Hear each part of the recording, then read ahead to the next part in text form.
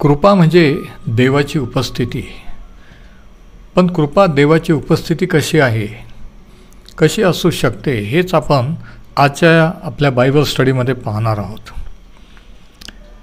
आता ह्या संदेश मालिकेतला हा 11वा भाग आहे आणि ह्या मालिकेचं नाव आहे कृपा किंवा ग्रेस. आता सुरुवातीला कृपा म्हणजे काय हे आपण पाहिलं की ज्याच्यासाठी आपण लायक नाही ते देवाने आपल्याला देणं.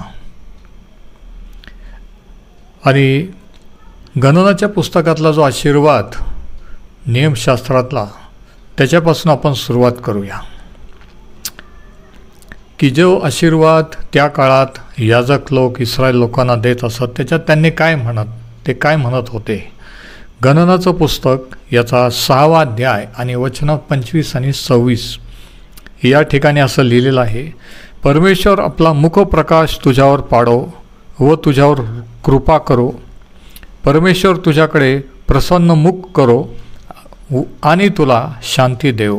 गणना 6:25 आणि 26. आता हे ध्यानात घ्या की कृपा ही देवाच्या मुखाशी संबंधित आहे. Grace is related to the face of God. परमेश्वराचा मुख किंवा मुखप्रकाश.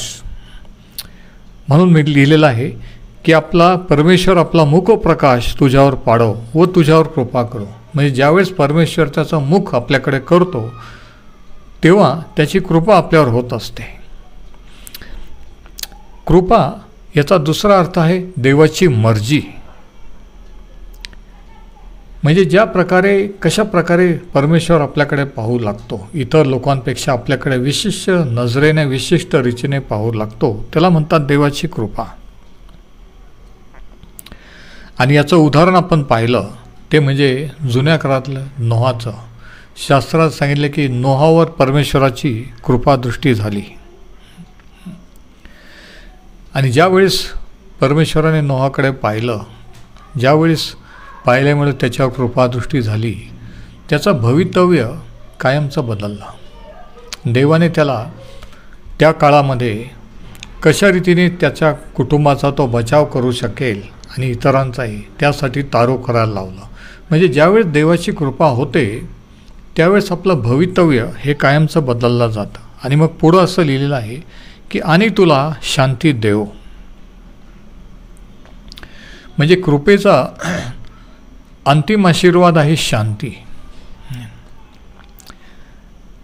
जोपर्यंत देवाच्या कृपेचा आपल्याला अनुभव नाही तोपर्यंत देवाच्या शांतीचा आपल्याला अनुभव येऊ शकत नाही. आणखी एक गोष्ट लक्षात घ्या की कृपा म्हणजे देवाचा आणखी एक स्वभावच नव्हे किंवा कशा रीतीने तो आपल्याकडे पाहतो त्याची मर्जीच नव्हे, तर एक प्रकारचं वातावरण, एक विशिष्ट प्रकारचं वातावरण की ज्या वातावरणात आपलं संरक्षण आहे, ज्या वातावरणात आपल्याला काहीतरी मिळतं किंवा इम्पार्ट होतं, प्राप्त होतं, ते वातावरण, ते ॲटमॉस्फिअर. आणि हे वातावरण देवाच्या कृपेने आपल्या सोबत किंवा आपल्याबरोबर निर्माण होत असतं. आता रोमकरास पत्राचा 1ला अध्याय आणि याच्या 7व्या वचनात पाऊलाने काय लिहिलं आपण वाचू. जनरली जर आपण पाहिलं रोमकराचं नव्या करातल्या पत्र, तर त्या पत्राच्या सुरुवातीला ज्यावेळेस ते सलाम सांगतात त्यावेळेस ते म्हणतात की प्रभू येशू ख्रिस्ताची कृपा तुमच्याबरोबर राहो, सुरुवातीला किंवा शेवटी. तर 2 उदाहरणं आपण नव्या करातले असे पाहूया. पहिलं रोमकरास पत्र 1 आणि वचन 7. इथं असं लिहिलेलं आहे, त्या तुम्हाला देव जो आपला पिता व प्रभू येशू ख्रिस्त याच्यापासून कृपा व शांती असो. रोमकरास पत्र 1 आणि वचन 7. बघा, कृपा आणि शांती. आधी कृपा आणि मग शांती. आधी शांती आणि कृपा नाही.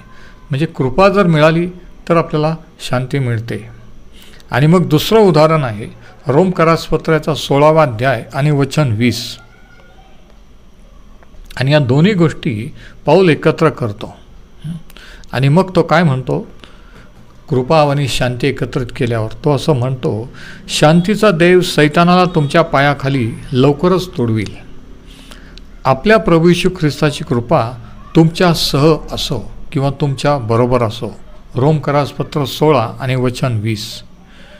म्हणजे याचा अर्थ असा की सैतानावर जर आपल्याला विजयी व्हायचं असेल तर ते देवाच्या कृपेनेच आपण सैतानावर विजयी होत असतो. ज्यावेळी देवाची उपस्थिती आपल्याबरोबर असते तेव्हा. रोमकरासपत्र 16:20 जरा परत एकदा बघा. शांतीचा देव सैतानाला तुमच्या पायाखाली लवकरच तुडवील. आपल्या प्रभू येशू ख्रिस्ताची कृपा तुमच्या सह असो, म्हणजे तुमच्या बरोबर असो. म्हणजे कृपा तर मिळालेली आहे, पण ती कृपा आपल्या बरोबरसुद्धा असते. आणि ज्यावेळेस बरोबर असते, आपल्याबरोबर असते, त्यावेळेस ते वातावरण तयार होत असतं. आता तिमोथेला दुसरे पत्र याच्या पहिल्या अध्यायात पाऊल याविषयी लिहिताना काय लिहितो बघा. देव पिता व ख्रिस्त येशू आपला प्रभू यांच्यापासून कृपा, दया व शांती असो. दुसरे तिमोथे 1 आणि वचन 2. आता या ठिकाणी आणखी एक आशीर्वाद तो ॲड करतो, तो म्हणजे कृपा, दया व शांती. केवळ कृपा आणि शांतीच नव्हे तर दयासुद्धा. दया म्हणजे जे आपल्याला मिळायला पाहिजे ते देवाने आपल्याला न देणं. जरा ऐका. कृपा म्हणजे ज्याच्यासाठी आपण लायक नाही ते आपल्याला मिळणं, आणि दया म्हणजे जे आपल्याला मिळायला पाहिजे ते देवाने आपल्याला न देणं. आणि ते म्हणजे काय की आपण पापी असल्यामुळे आपल्याला पापाची शिक्षा, परंतु ज्याच्यासाठी आपण लायक नाही, ज्यावेळेस ते आपल्याला देव देत नाही, त्याला म्हणतात की देवाची दया झालेली आहे, मर्सी. तर हे सर्व आशीर्वाद, कृपा, शांती आणि दया हे कृपेपासून आपल्याला प्राप्त होत असतात. आणि मग दुसरे तिमोथी 4 आणि वचन 22 मध्ये पाऊल काय लिहितो बघा. प्रभू येशू ख्रिस्त तुझ्या आत्म्याबरोबर असो, तुझ्याबरोबर कृपा असो. तिमोथेला तो म्हणतो तुझ्याबरोबर कृपा असो. म्हणजे तिमोथेला कृपा मिळालेली होती, कृपेने त्याचं तारण झालेलं होतं, कृपेचा अनुभव घेत होता, तरी पाऊल म्हणतो की तुझ्याबरोबर कृपा असो. दुसरे तिमोथे 4 आणि वचन 22. म्हणजे कृपा ही देवाची आपल्यासोबत, आपल्याबरोबर असलेली उपस्थिती आहे. The presence of God. एक विशिष्ट वातावरण आहे. म्हणून तो म्हणतो की तुझ्याबरोबर कृपा असो. आणि मग त्याच्या स्वतःची साक्ष पाऊल सांगताना तो पहिले कोरिन्थीकरासपत्राच्या 15व्या अध्यायात असं लिहितो.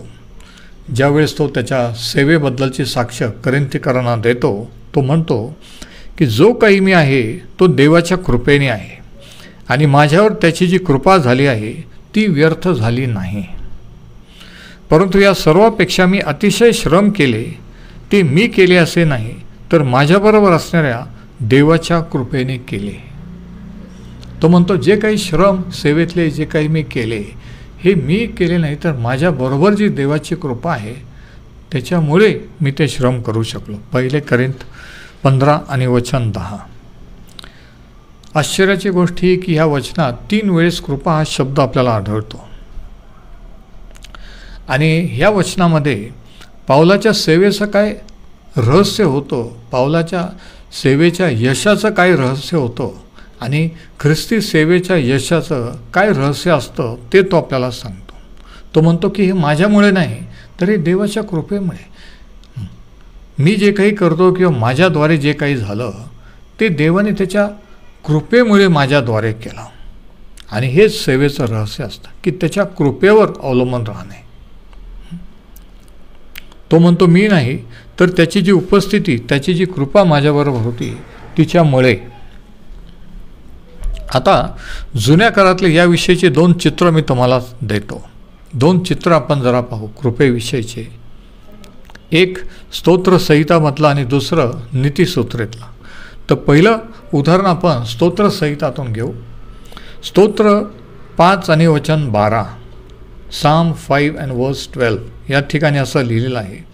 कारण तूच नीतिमानाला आशीर्वाद देतोस, हे परमेश्वरा, तू त्याच्या भोवती कवचाप्रमाणे कृपेचे वेष्टन घालतोस. स्तोत्र 5 आणि वचन 12. तू त्याच्या भोवती म्हणजे नीतिमानाभोवती कवचाप्रमाणे कृपेचे वेष्टन घालतोस. म्हणजे बघा, कृपा हे काही फक्त एक थिओलॉजिकल विचार नाही आहे, एक कन्सेप्ट नाही आहे, तर हे असं काहीतरी आहे की जे आपल्या सोबत असतं, आपल्याबरोबर असतं, की जे आपलं संरक्षण करतं वाईटापासून, सैतानाच्या दुष्टात्म्यांपासून, आणि जे आपल्याला विरोध करतात त्यांच्यापासून संरक्षण करतं. ते म्हणजे कृपेचं वेष्टन. त्या कृपेच्या वेष्टनात आपलं शत्रूपासून संरक्षण आहे. आणि म्हणून स्तोत्र 5:12 स्तोत्रकर्ता म्हणतो की कारण तूच नीतिमानाला आशीर्वाद देतोस, हे परमेश्वरा, तू त्याच्या भोवती कवचाप्रमाणे कृपेचे वेष्टन घालतोस. आणि मला तुम्हाला सांगू द्या की आज तुम्ही आणि मी, आपण जे देवाचे लोक, आपल्या भोवती त्याच्या कृपेचा वेष्टन आहे. बरेच वेळेस आपण ते विसरतो, बरेच वेळेस आपल्याला वाटत नाही, पण जरी वाटत नसलं तरी जे आहे ते आहे, ते असतंच.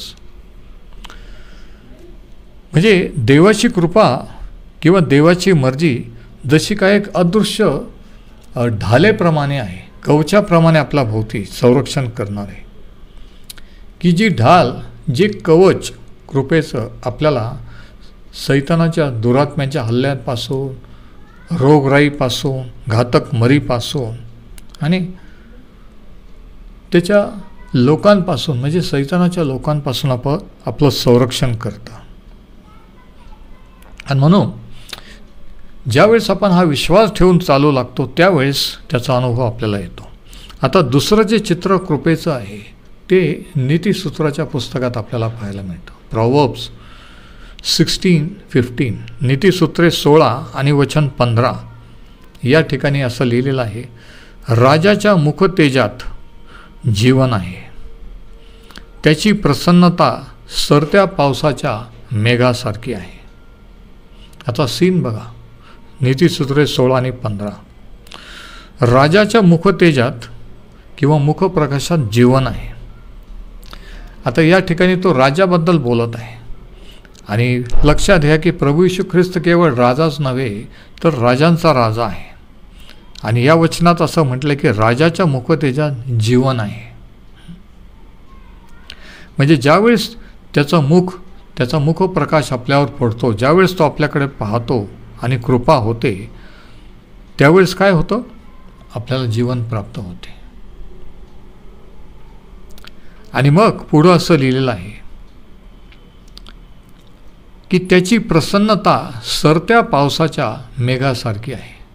जेव्हा पाऊस कमी कमी व्हायला लागतो त्यावेळेस मेघ पण कमी व्हायला लागतात, ढग हळूहळू, आणि अशा प्रकारचं वर्णन तो करतो.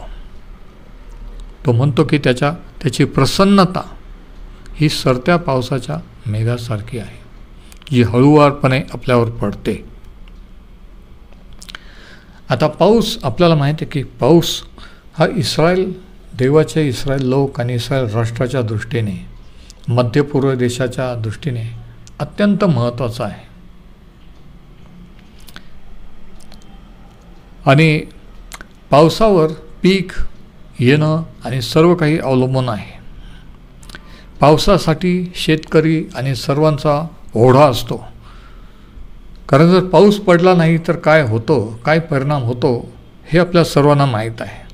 आणि म्हणून सर्वात मोठा आशीर्वाद जो आहे तो म्हणजे वृष्टी किंवा पाऊस. आणि या ठिकाणी तो ते वर्णन करत असताना म्हणतो की राजाची प्रसन्नता सरत्या पावसाच्या मेघासारखी आहे. ज्यावेळेस पाऊस पडतो त्यावेळेस पीक उगवतं. आणि हा पाऊस देवाच्या कृपेच्या वर्षावाचं, त्याच्या पवित्र आत्म्याच्या वर्षावाचं प्रतीक आहे, की ज्यावेळेस त्याची कृपादृष्टी आपल्यावर, आपण ते गीत म्हणतो, होईल वृष्टी कृपेची, हे ह्या वचनावर ते गीत आधारित आहे. ऐकून घ्या, ते फक्त गाणं नाही, ते ह्या वचनावर आधारित आहे, होईल वृष्टी कृपेची. तर कृपेची वृष्टी ज्यावेळेस आपल्यावर होत असते, है ना, पाऊस ज्यावेळेस पडतो तेव्हा आपल्याला माहिती आहे की पीक उगवतं. कृपा ज्यावेळेस होते त्यावेळेस आशीर्वाद उगवायला लागतात, है ना, आपल्याला त्याच्या आशीर्वादाचा अनुभव यायला लागतो, आपण फलद्रूप होऊ लागतो. आणि म्हणून देवाची कृपा ही त्याप्रमाणे आहे, पावसाचप्रमाणे आहे. आणि म्हणून ख्रिस्ती जीवनाची वाटचाल करत असताना हे ध्यानात ठेवा की देवाच्या कृपेचं वेष्टन तुमच्या भोवती आहे. त्या कृपेची वृष्टी तुमच्यावर होत आहे. त्या कृपेच्या वेष्टनात तो तुम्हाला सांभाळत आहे, चालवित आहे, हे आपण विसरू नये. आणि म्हणून त्या कृपेबद्दल आपण त्याचे अनुभव, त्याचे आभार मानूया. आज आपण इथेच थांबू आणि ही सिरीज सुरू राहील. परमेश्वर हे वचन आशीर्वादित करो.